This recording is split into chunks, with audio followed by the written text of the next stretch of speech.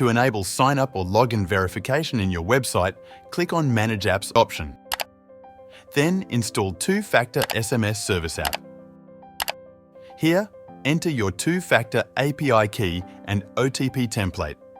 To get two-factor API key, register on twofactor.in. Click on Account Summary option. Then copy your API key and paste it in Two-Factor API Key field. Now to get OTP template, click on SMS OTP option here, click on OTP template. Then create your OTP template and complete approval. After approved, copy your template name and paste it in OTP template field. Then click on Save Configuration button. Now add Authentication in Form. First click on Edit Site option. Then choose your contact page.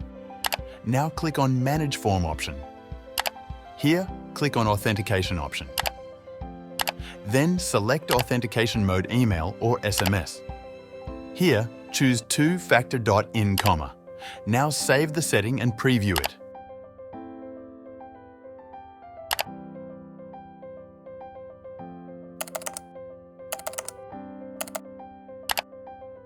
OTP sent successfully.